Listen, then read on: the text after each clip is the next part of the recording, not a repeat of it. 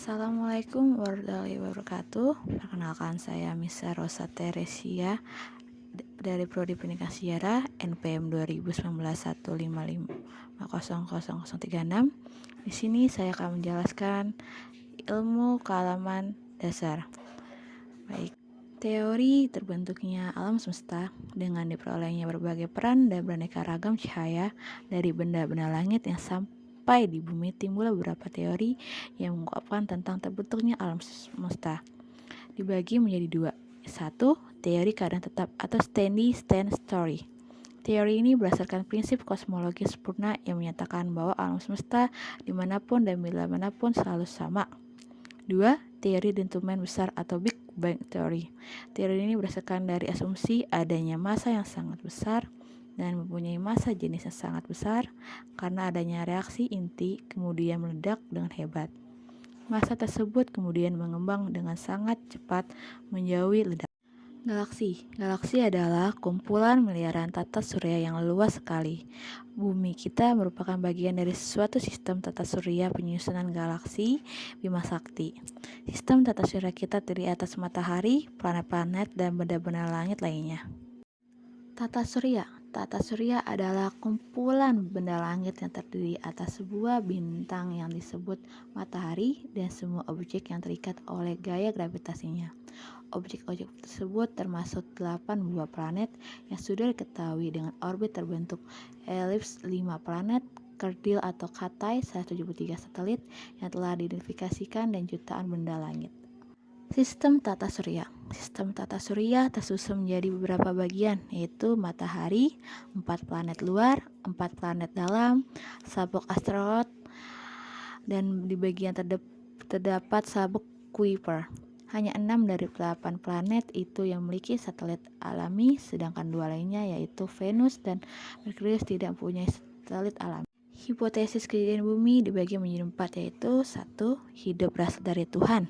Pandangan semacam ini kita kenal dengan paham penciptaan khusus atau special creation yang mengandung pengertian bahwa Tuhan langsung turun tangan kemudian menyebabkan atau menciptakan hidup di atas bumi. 2. Hidup berasal dari planet lain. Ada pemikiran bahwa ada makhluk tertentu yang berasal dari planet lain masuk ke bumi. 3. Hidup terjadinya secara tiba-tiba atau spontan. Suatu pandangan dikemukakan oleh filsuf terkenal sebelum Masehi, Aristoteles. Akibat karismanya, paham ini dapat bertahan berabad-abad. Ia mengemukakan bahwa hidup ini bermula dari benda mati yang secara menjadi jasad hidup. 4. Hidup berasal dari telur.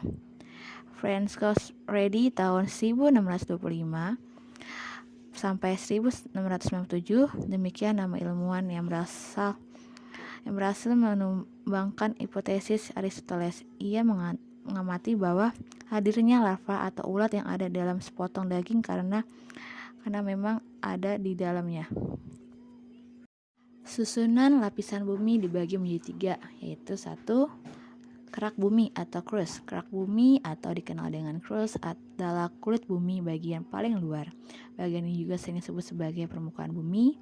Tebal lapisan kerak bumi mencapai 70 km yang terdiri dari batu-batuan dan sedimen masam. 2. Selimut bumi atau mantel. Lapisan bumi berikutnya adalah selimut atau mantel yang disebut dengan astronosphere.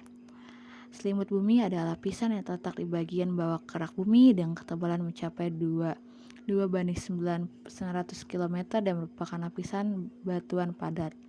3. Ada inti bumi atau core. Lapisan selanjutnya adalah inti bumi atau core yang terdiri dari material cair dengan penyusunan utama berupa logam besi sebanyak 90%, nikel sebanyak 8%, dan material lainnya. Ada atmosfer. Atmosfer terdiri dari beberapa lapisan berdasarkan suhunya. Lapisan-lapisan tersebut meliputi adalah troposfer, stratosfer, mesosfer, dan termosfer. Wilayah lebih luas sekitar 500 km di atas permukaan bumi disebut exosfer. Atmosfer akan semakin menipis pada setiap lapisan yang lebih tinggi sampai gas menghilang. Ada hidrosfer. Hidrosfer adalah komponen air cair bumi. Ini termasuk lautan, laut, danau, kolam, sungai, Litosfer mencakup sekitar 70% permukaan bumi dan merupakan rumah bagi banyak tumbuhan dan hewan. Litosfer seperti atmosfer selalu bergerak.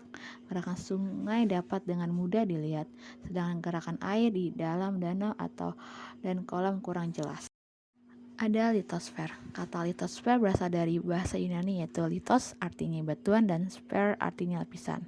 Litosfer yaitu lapisan kerak bumi yang paling luar dan terdiri atas batuan dengan ketebalan rata-rata 1.200 km. Baik, sekian penjelasan dari saya. Kurang lebihnya mohon maaf. Terima kasih.